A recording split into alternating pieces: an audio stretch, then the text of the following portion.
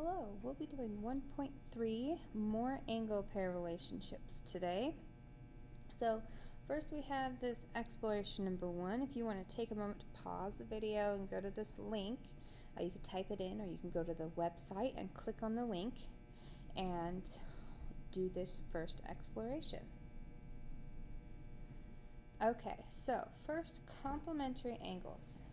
If two angles are complementary angles, then they have a sum of 90 degrees. So complementary angles do not have to be adjacent to one another. So I can have an angle over here that equals 30 degrees, and then an angle over here that equals 60 degrees. And since they make a sum of 90 degrees, they are complementary to one another. The complement of an angle is the degree measure that adds up to 90 with the given measure. So if I'm given 30 degrees, then I can say the complement is 60. Alright, so example 1, which pairs of angles below are complementary angles? Select all that apply. So pretty much when you add them together, do they equal 90 degrees? So A, if I do 48 plus 42, I get 90. So A works. But for D, if I do 90 plus 90, I get 180. So D does not work. So go ahead, take a second, try out B, E, and C, and see if they add up to 90. Alright, so if you had a chance to do that, I ended up with E and C. Both of those will still give me 90 degrees. B does not. Okay, example 2. Find the complement of each angle below if possible. Remember, angle measurements must be positive values. So if I want to find the complement of each one of these, so A is 30 degrees, so I want 30 plus what number will give me 90? That question mark is going to be my complement. So I'm going to do 90 minus 30, and that will give me 60 degrees. So 60 degrees is my complement angle. I'll do the same thing with 71. So 90 minus 71, and I end up with 19 degrees. All right. And if we take a look at 100, that is over 90. So we can't have a negative angle. So we can't do 100 degrees and get a complement of 100 degrees. All right, so example 3. Angle A is complementary to angle B. If the measure of angle A is 56, then find the measure of angle B. So once again, if they're complementary, they add up to 90 degrees. So angle A plus angle B equals 90. So I have 56 plus question mark equals 90. So once again, I end up with 90 minus 56 will give me my answer. So 34. So the measure of angle B equals 34 degrees. When you add those together, they get 90. So complementary is 90. Example 4. Angle D is complementary to angle E if angle D equals 3x minus 2 and angle E equals 6x minus 8, then find x. So even though that they each have two terms inside each measure of the angle, I'm still going to add them together, and they're still going to equal 90 degrees. So they still get added together even though there's more than one term for each angle. So from here, I'll go ahead and combine my like terms. So 9x minus 10 equals 90. I'll add my 10, and I'll have 9x equals 100. Divide by 9, x equals 100 over 9. If you do the decimal, it's 11.1 repeating. Alright, example 5. Find the x in each diagram below. So Once again, this time it doesn't tell us that they're complement of one another, but we can see that the whole angle here is 90 degrees. So I know that 31 plus x has to equal 90. The whole thing is 90, so part plus part equals the whole. So I'll subtract the 31. So x equals 59 degrees. It's the same thing with b. Even though we have more terms in one of our angles, it's still the same process where 3x plus 1 plus 27 will still equal 90 degrees. So I'll combine my like terms. 3x plus 28 equals 90. 3x equals 62. Then when I divide by 3, I end up with x equals 62 over 3. Alright, so go ahead and take a second to do this exploration number 2. Once again, you could type in this or you can click on the link. Alright, so this angle pair relationship are supplementary angles. If two angles are supplementary angles, then they have a sum of 180 degrees. Supplementary angles do not have to be adjacent to one another. The supplement of an angle is the degree measure that adds up to 180 with the given angle measure. So similarly with our complementary angles, if I have 80 degrees here, then this one would have to be 100 degrees. So these two would be supplementary angles. And then the supplement of an angle, if I said, well, this is 80 degrees, then the supplement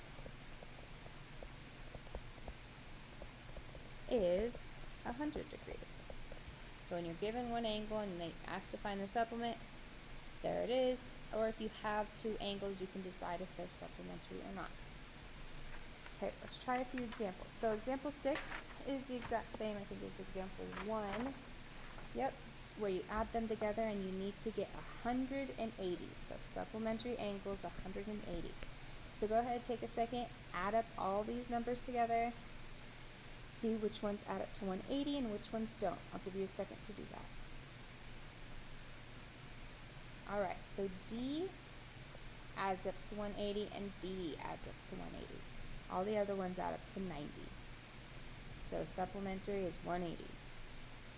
Okay, example 7. Find the supplement of each angle below if possible. Remember, angle measures must be positive values. So example 7, once again, is really similar to example 2. So I'm going to let you guys go for this one.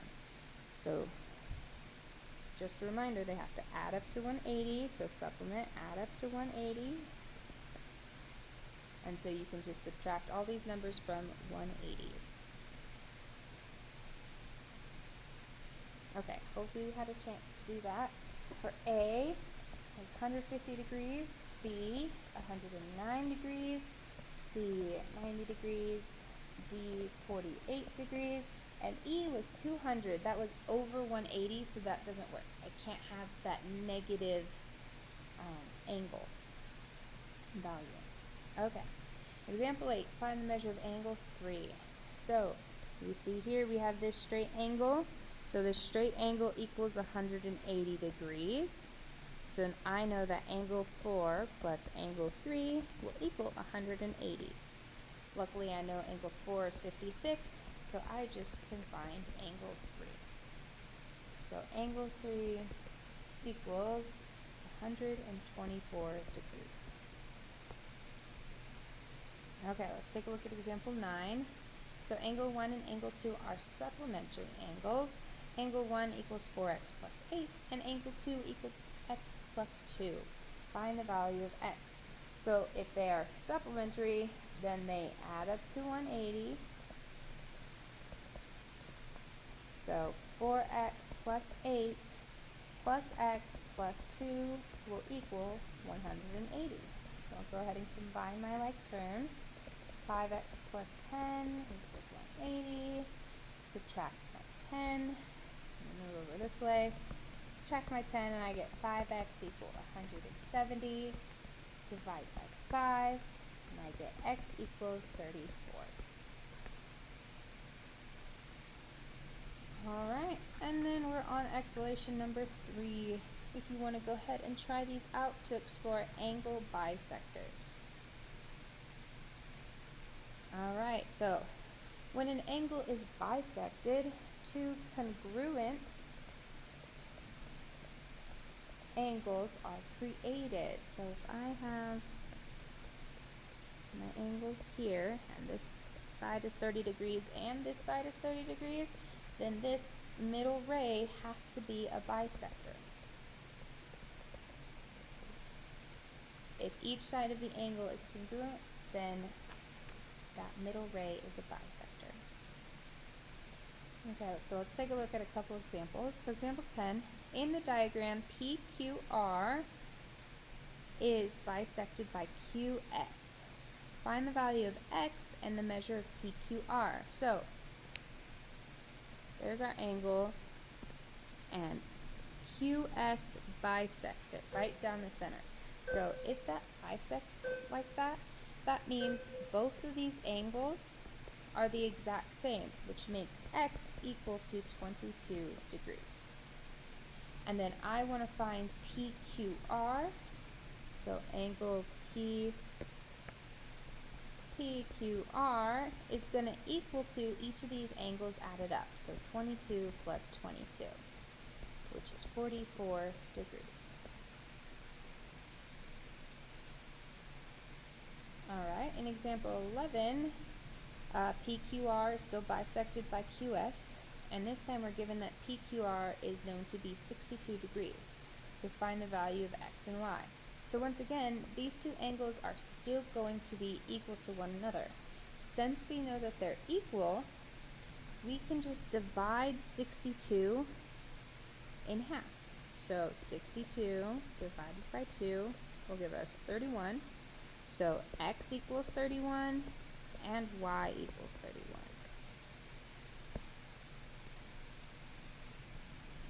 Alright, example 12. Draw an angle that is bisected by a ray. Create measurements for all three angles in the diagram that verify the angle is bisected. So I'm going to give you guys a couple seconds to try doing this on your own. If you need to pause the video, go for it, and then I'll do an example that you might have. Alright, so a bisected angle will definitely be like this, more or less every time. Doesn't matter what letters you chose. I'm going to do A, B, C, and D. If you've made it wider, if you made it a little skinnier, that's okay, as long as you have that ray right in the middle of those two angles. Alright, and I'm going to make each of these angles 10 degrees. So the angle of ABD equals 10, and the angle of DBC also equals 10 degrees. Since those are the same, that shows that BD is definitely a bisector. And then it also wants to know the whole angle. So angle ABC would be 20 degrees. So if we were to divide that in half, we get 10 and 10, and so it all works out in the end.